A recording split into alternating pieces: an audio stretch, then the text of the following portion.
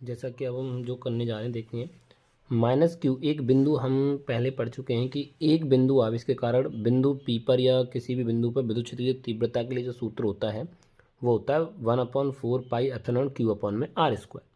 तो यहाँ पर ये माइनस क्यू एक बिंदु को काम कर रहा है, तो यहाँ से हम इसके लिए निकालेंगे। तो यहाँ पर लिखने का जो तरीका उस तरीके से लिखेंगे, माइनस क्यू आवेश के कारण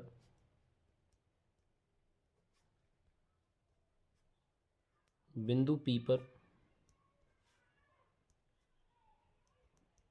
वैद्युत क्षेत्र की तीव्रता,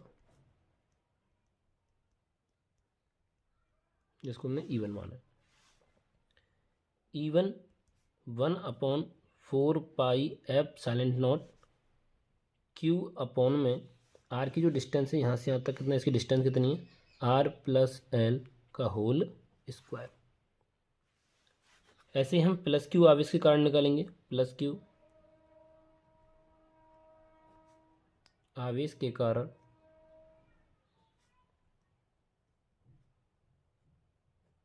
बिंदु P पर वैद्युत क्षेत्र की तीव्रता E2, जिसको हम E2 बराबर 1/4πε0 Q/ में R-L² पढ़ते हैं। ये दोनों चीज़ें आ चुकी हैं हमारी।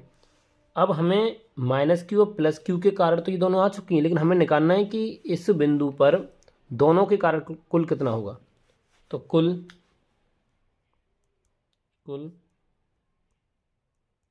वैद्युत क्षेत्र की तीव्रता, जिसको हमने मान लिया E। ये जो E होगी ये E2 माइनस E1 होगी, क्योंकि यहाँ पे जो E2 है वो ज़्यादा स्ट्रॉन्ग है E1 से। तो यहाँ पे जो E2 है वो ज़्यादा स्ट्रॉन्ग है E1 से, तो इसलिए हम यहाँ पे E2 माइनस E1 करेंगे। तो देखिए E2 की जो वैद्युत क्षेत्र की तीव्रता हमने ये निकाली है, तो 1/4πε0 Q/R-L² माइनस 1/4πε0 Q/R+L²।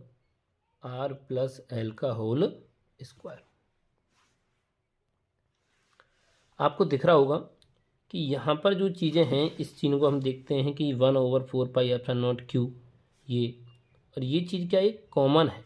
तो इनको जब हम कॉमन लेते हैं तो E बराबर Q/4πε0 1 ऊपर बचा R-L² माइनस 1/R+L²। इस तरीके से हमारा कॉमन चल रहा है। तो कॉमन के जाते हुए फिर देखेंगे कि जब ये चीज़ निकल गई E Q/4πε0, हम इसका एलसीएम लेते हैं। तो एलसीएम लेने पर R-L² R+L² हो जाता है। जब ये हमने एलसीएम ले लिया है तो आप देखेंगे यहाँ पर जब हम इससे डिवाइड देंगे तो ये चीज़ कैंसिल हो जाएगी, तो ये बचती है। इसको हम यहाँ लिखेंगे तो R+L² माइनस R+L² से डिवाइड इसमें देंगे तो हमारा ये बचता है, तो ये ऊपर आ जाएगा R-L²। फिर हम आगे चलते हैं थोड़ा सा एक स्टेप। तो आप देखते हैं स्टेप में कि Q/4πε0 यहाँ जो है A+B का होल स्क्वायर बन रहा है, तो ये होता है A² + B² + 2AB।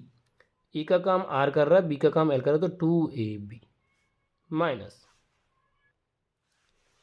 यहाँ पे R माइनस होल स्क्वायर है, तो यहाँ पे ब्रैकेट से पहले माइनस है, तो माइनस की वजह से अंदर के साइन चेंज हो जाएंगे। यहाँ हो जाएगा R², प्लस का होना था लेकिन माइनस का हो जाएगा, लेकिन A माइनस B में ये माइनस का होता है, तो माइनस माइनस प्लस 2RL।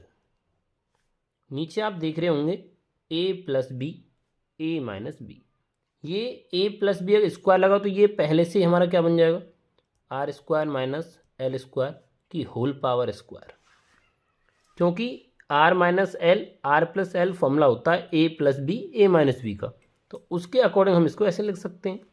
यहाँ इससे R से R कट गया, L से L, तो माइनस प्लस के हैं, नेक्स्ट स्टेप में देखेंगे 4 पाई एप्सिलॉन नॉट, ऊपर बचा 2RL और 2RL कितना हो गया 4RL, नीचे है R square minus L square की होल पावर। इसके नेक्स्ट स्टेप आप देखेंगे इस तरीके से, जब ये हमारा चीज़ निकल कर आ जाती हैं तो इसको हमें आगे तरफ और बढ़ाते हैं, स्टेप थोड़ा सा और रह गया, उसके स्टेप को कंप्लीट करेंगे।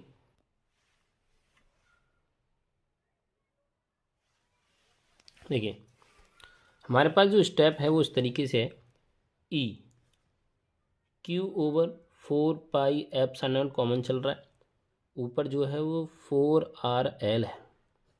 यहाँ पर जो हम जिसकी वैल्यू बात कर रहे हैं, यहाँ पर जो L है वो बहुत छोटा है R से, इसलिए यहाँ पे आर स्क्वायर जो पीछे हमें L दे रखा था वो जी नेगलेक्ट हो जाता है और यहाँ पर बच जाता है ये होल स्क्वायर। इसके नेक्स्ट E बराबर Q/4 pi epsilon not into 4RL, 2 2 जा 4, क्योंकि किसी की पावर दे के उसका अगर पावर होती है मल्टीप्लाई हो जाता है, 2 2 जा 4, R की पावर 4 हो गया। इससे इसको काटा एक बार तो ये आ गया E बराबर Q/4 पाई एप्सिलॉन नॉट, 4 को लिख सकते हैं 2 into 2L over R। E बराबर इसको लिख सकता हूँ 1/4 पाई एप्सिलॉन नॉट,